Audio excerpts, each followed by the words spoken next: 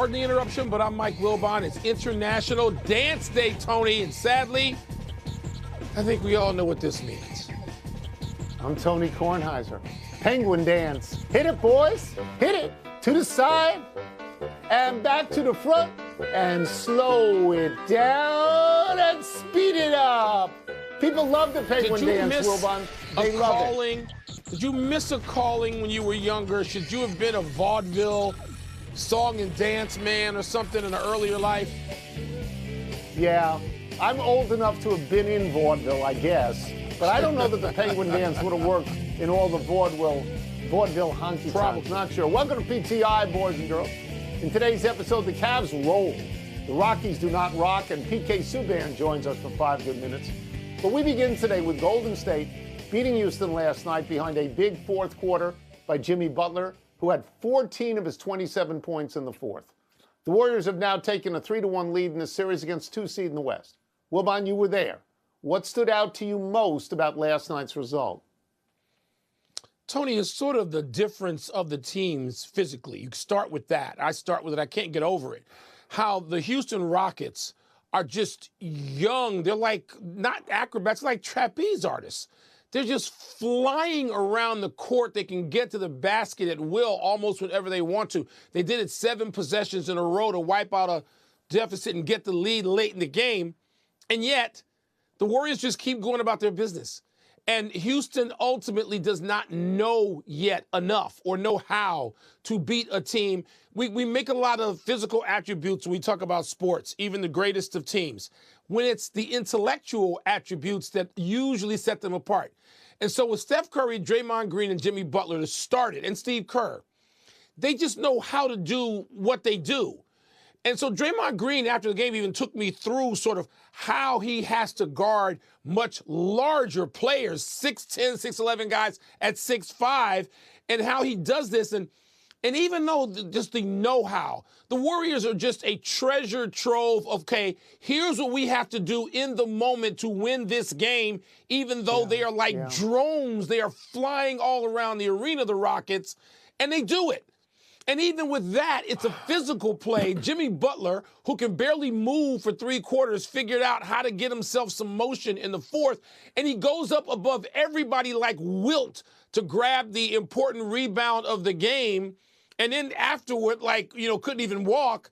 And you're like, my goodness, this is a championship team. Houston doesn't know enough. They may get there one day soon, but they're not there yet. I don't want to disagree with anything you said. I want to go in a different direction, Mike. I am conflicted, and I'm conflicted over Jimmy Butler. I realize that Jimmy Butler is a great player. You don't call someone playoff Jimmy for nothing. He gets to the line more than anybody. He wins games. I appreciate that Jimmy Butler wins games. But I really think that he left the Heat for dead. I mean, he just walked out on a team that he had played for years.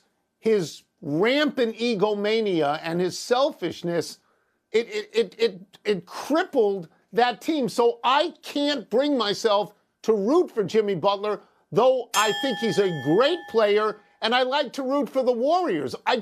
I don't know what to do here, because I can see, look, they're 27-9 since they got him. He has made all the difference in the world.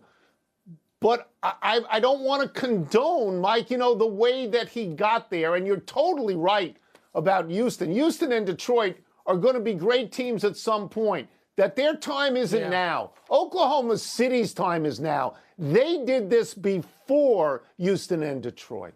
So that's my conflict. Let me say this about Jimmy Butler. All leagues are full of teams, management, who get rid of players all the time. They run them out. And so I'm not going to have any angst because Jimmy Butler said, oh, no, I want to leave. Teams have spent 150 years in American sports throwing players the hell off of teams despite whatever promises they made. And so Jimmy Butler got the best of this one. I'm fine with that. I don't have your angst. And I do root for the Warriors, and I root for the Warriors because of those 4 guys I named earlier, and I marvel that they are together now and doing what they do. I do, and I hope they keep winning. And Butler's one of my favorite players ever, and a day. So we're on the opposite side of that train.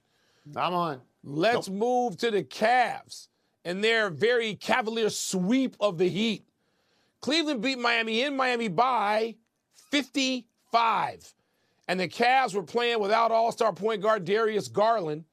The Bam Adebayo of the Heat said after the game, quote, "There's going to be a lot of changes this summer, understanding how the guy with the silver hair works," close quote. Tony, you know the guy with the silver hair. You know him and who he is. Does this series tell you more about the Cavs or his Heat?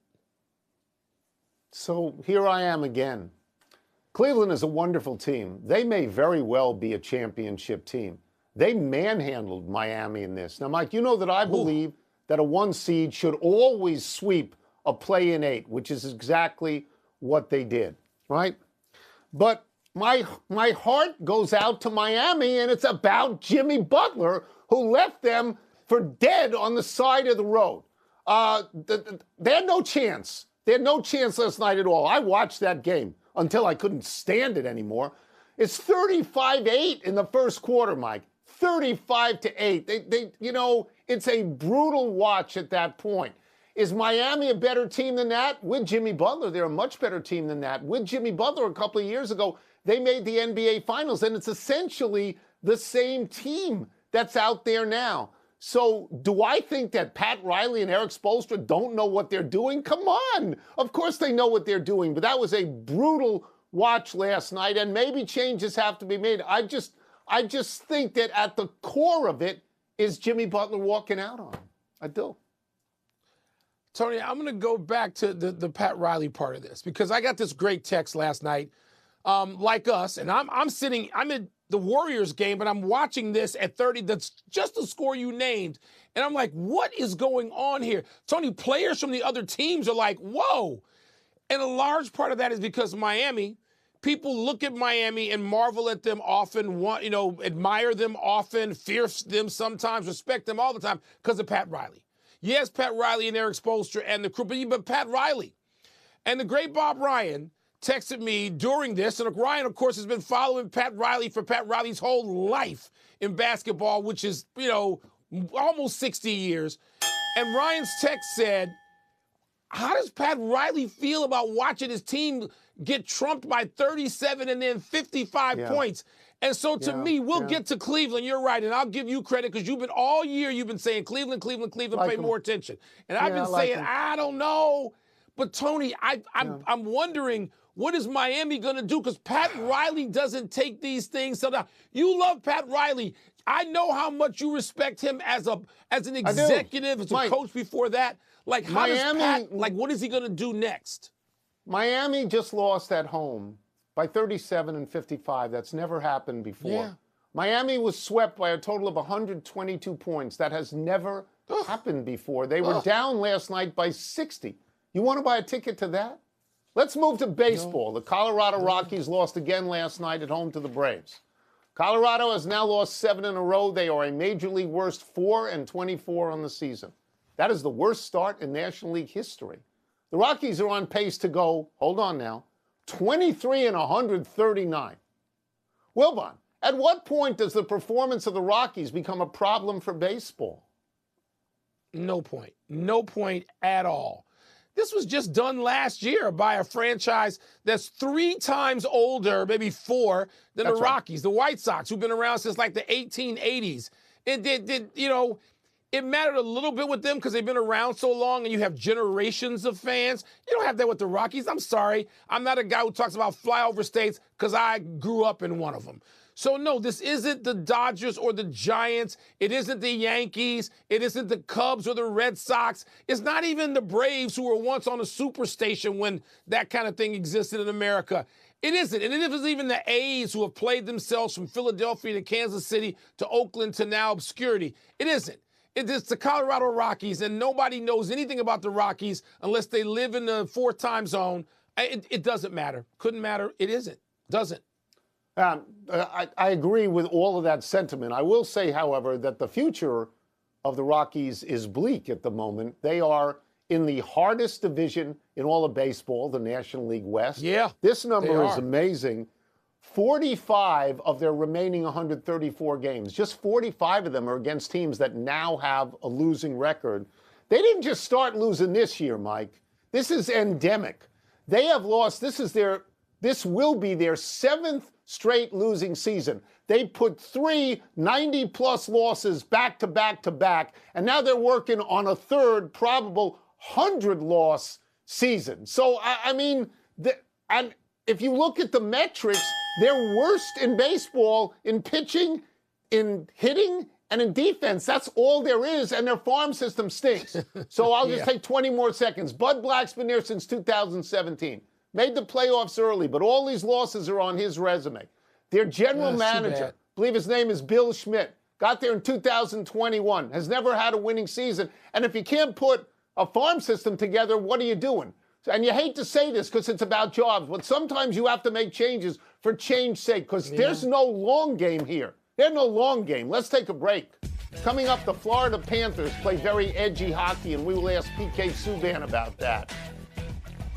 We'll also ask him why Jet star goalie Connor Hellebuck suddenly struggling. Not as badly as the Rockies, because he's the Vezina Trophy winner, Rockies, probably. No, they're terrible. Struggling. But you're right about the White Sox. The White Sox were historically bad, and nobody said get rid of the franchise. Let's dig into the Stanley Cup playoffs with our great friend ESPN hockey analyst PK Subban. Let's start with this. Aaron Ekblad of the Panthers laid out Brandon Hagel of the Lightning last night. Nothing was called at the time. The Panthers, PK, play with an aggression that seems like it can destabilize an opponent. How much of an edge is that? Oh, definitely. And it can also destabilize parts of your body depending on where they're hitting you.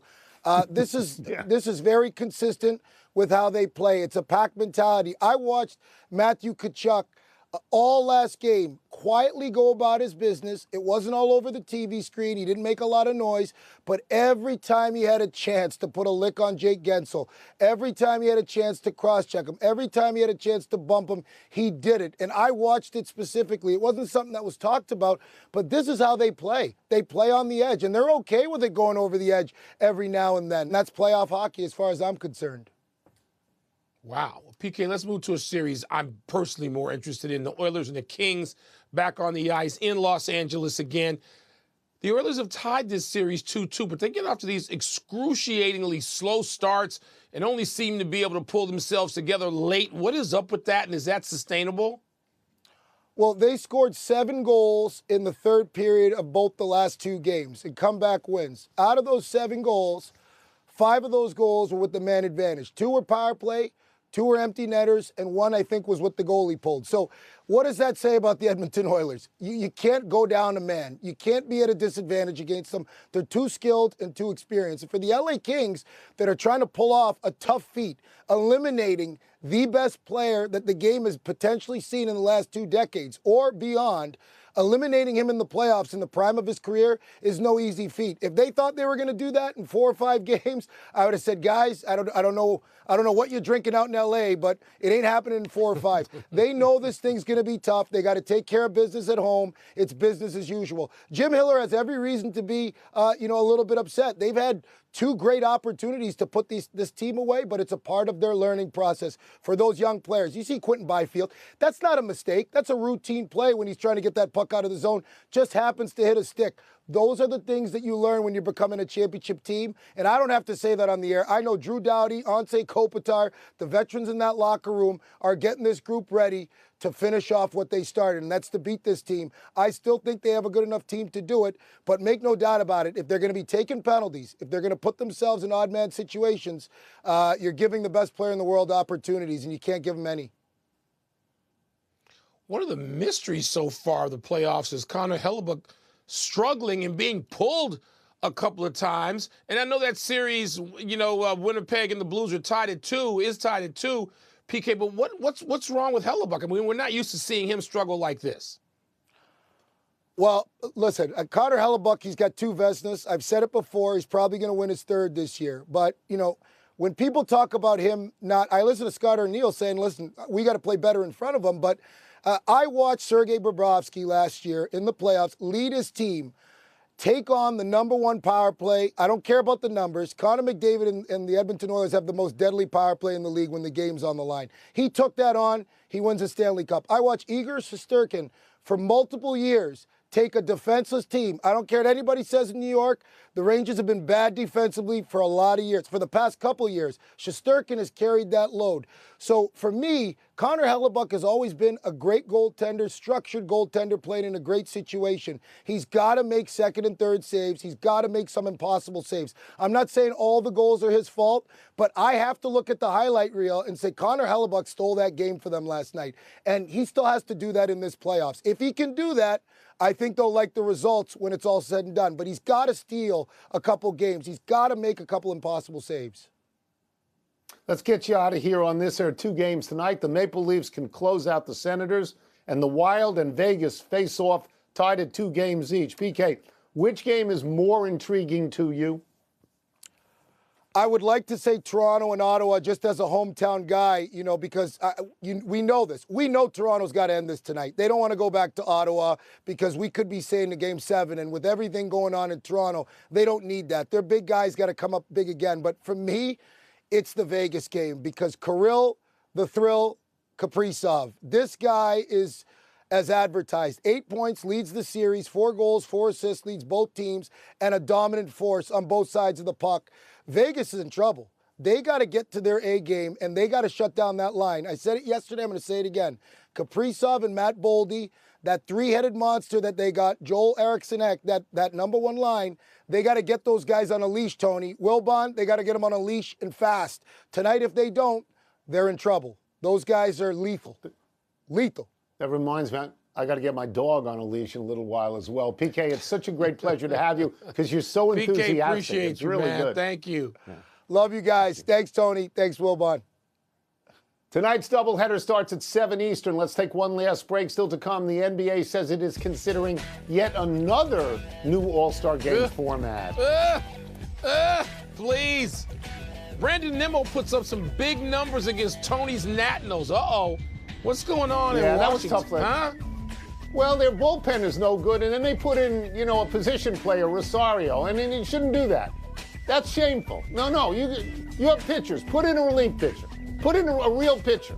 Not somebody don't waste your bullpen at 20-5 or whatever it is.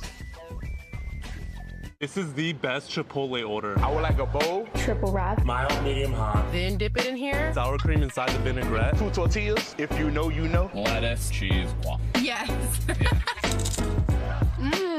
Oh, that is good. If my mortgage lender used Agent Force, the powerful AI from Salesforce, a digital agent would have helped me pre-qualify before my dream house was sold. Well, how? The buyer's lender used Agent Force. Well, who's the buyer? Hey, brah.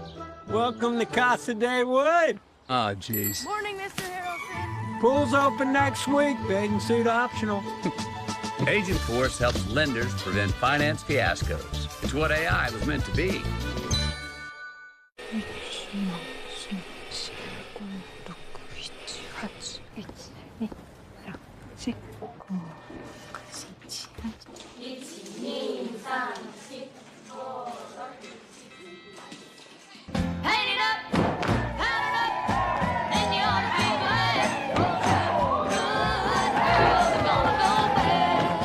You were made to chase your passions. We were made to put them in a package. Lowe's knows spring brings new growing moments. I killed it. And sometimes growing pains. So it needs food? Full sun, huh? Mm-hmm. Plant these together.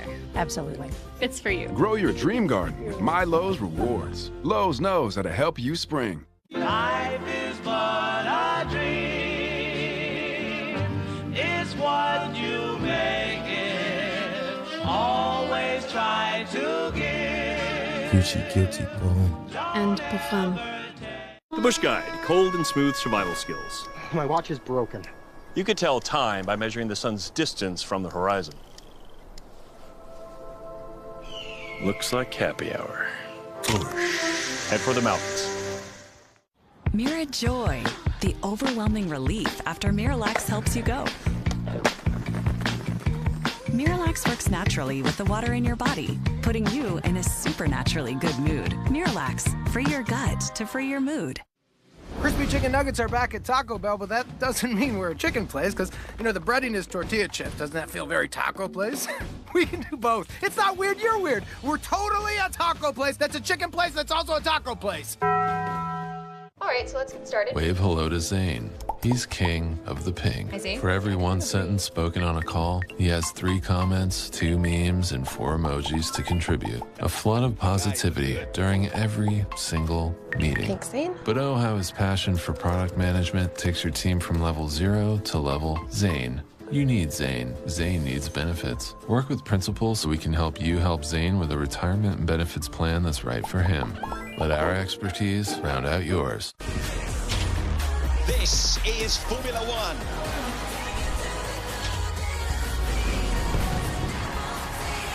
The season continues in Miami, Sunday on ABC.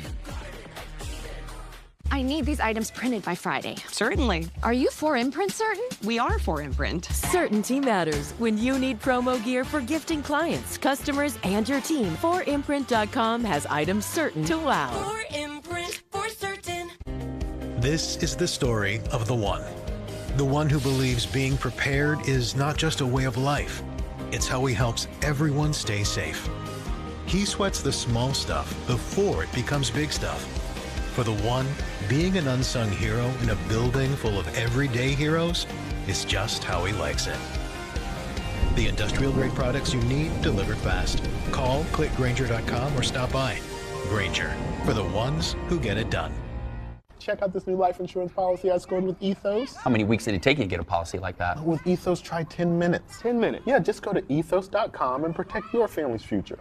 The best part is there's no medical exams. Check your price today at ethos.com.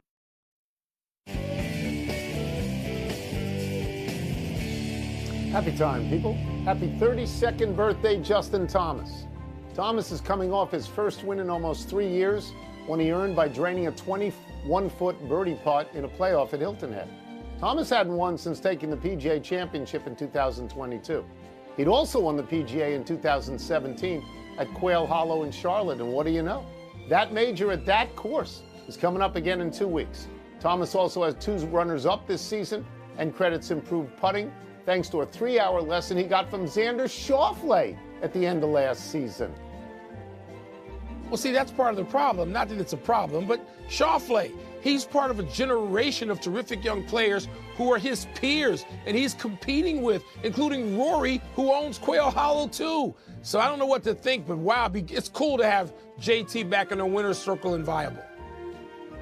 Happy anniversary, Bo Jackson. On this day 39 years ago, the Tampa Bay Buccaneers selected Jackson with the first pick in the NFL draft. Despite Jackson having vowed never to play for them, Jackson was upset with the team because it told him that a pre-draft visit had been cleared by the SEC when it hadn't, and that cost him his amateur status in baseball.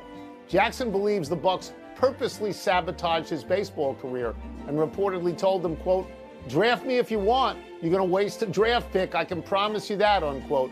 Jackson, in fact, never played a down for the Bucs, who ultimately forfeited his rights. This is what I was talking about earlier. Players have been on the short end of this stuff for 140 years. So, and I'm not saying that that was the case with Jimmy Butler in Miami, but what Bo Jackson experienced, he wasn't alone. Happy trails to the leadoff spot for Jose Altuve. The Astros star asked to be dropped 1 spot to second in the order because the time it takes for him to run in from left field during home games cuts into his preparation time for his first at-bat. This is Altuve's first season playing left after 14 years at second, and he explained, quote, "I just need like 10 seconds more," unquote. Altuve took to the 2-hole last night, went 2 for 4, including a 2-run homer in the 6th, as the Astros beat the Tigers 8-5. Tony, I know people hearing this are going to think, these guys are crazy. 10 seconds, but they're not. The detail with which they go about their lives and their professional lives and every single act on a field or court. You and I have covered a lot of sports in our lives. We're not talking about superstition. This matters to them at a level that most people can't realize, which is why they make tens of millions of dollars in a lot of cases like Altuve's. He's a Hall of Famer. If he wants to bat second, bat him second. Big finish. Sacramento Kings will reportedly elevate Doug Christie from interim head coach to the real deal. Okay with you? Yeah, Doug Christie was 27-24 in that interim time. It was kind of a bad finish, 7-13 in the last 20, but he seems deserving. He's a Kings guy. George Kittle agreed to a 4-year extension with the Niners. Is that deserving? He's a great tight end. Of course it is. Adam Silver says the NBA is considering USA versus the world options for next year's All-Star game. I believe you have that. Yeah. I've had it for 10 years. Let's see some action. Brandon Nimmo had a slam and 9 runs batted in for the Mets against your Nats last night. How'd that taste? Didn't taste that great. Nats bullpen is horrific. Let me say that again, horrific. Last one, 4 NBA playoff games tonight. What's the most intriguing? Clippers Nuggets, Tony. Clippers Nuggets is the series that's 2-2, and it has the, I don't know, the background for the most drama, the promise for the most drama coming up. We're out of time. We will try and do better the next time. Happy 90th, Phil Vetter, and happy graduation, Aiden Coffey. Gator Chop, baby. I'm Mike Wilbon. Same time tomorrow, knuckleheads. All right, Wilbon, which team has the best chance to come back from a 3-1 deficit? The best.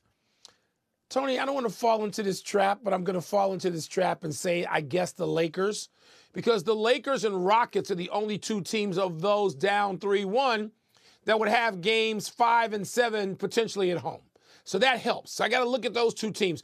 Do I think that the Rockets are going to come back? And they've been, look, the Rockets were angry last night post-game at themselves and just thinking they had a chance to have a stranglehold on this series, and they don't. But I don't think they know enough yet. Their time is a little ways away. The Lakers, they got LeBron and Luka now, right now. And their roster's flawed, and I don't think they're going to do it necessarily, but I don't want to bet against them. They got LeBron and Luka. They could do it. Yeah. They win tomorrow night, Wednesday night in L.A. They put all the pressure back on Minnesota to go back to Minnie and get that win there.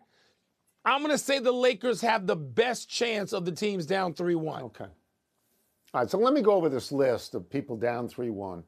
The Milwaukee Bucks have no chance. They have no chance. None. They just Not lost. without Dame. Dame Lillard. They have no chance. Orlando has no chance against Boston. They have absolutely no chance. So that leaves me with 3 teams. That leaves me with the Lakers. I want to see the Lakers win. I think they got robbed in one of these games. And you're right, they got LeBron and they got Luka. So I'm going to give them a chance. The Rockets, I don't know. I don't know about the Rockets because, as you've been saying, it's not really their time. It's not like Minnesota, which has been, for example, to the conference finals as recently as last year, which is why the Lakers have a little bit more trouble. But I also think the Pistons have a chance. Those games have been very close. The Pistons missed an opportunity because there was a non-call at the end of the last game against the Knicks. The Pistons missed an opportunity, I think, to win that game. I think you would agree. They were going to win that game. So those games, those teams give me the sense that the Pistons might have a better chance at this than the other teams. I don't want to see it. Point, Tony. I grew up a Knicks fan. I know you're Knicks, and you're coming around late to my guy Jalen Brunson. I was stupid enough to say he's great. that somebody other than Jalen Brunson was going to be the best player in that series. I said Kate Cunningham, who's coming, who's going to be a great player. But Jalen Brunson, he's the best. Jalen Brunson controls that series right now. That's right. That's it. He also has a tendency to get hurt. Right? He gets hurt. Physically, he gets hurt. I know. Don't speak it into existence. We need Jalen Brunson healthy for a Celtics-Knicks series. We're done. Back to you. We? I-95ers. Tony.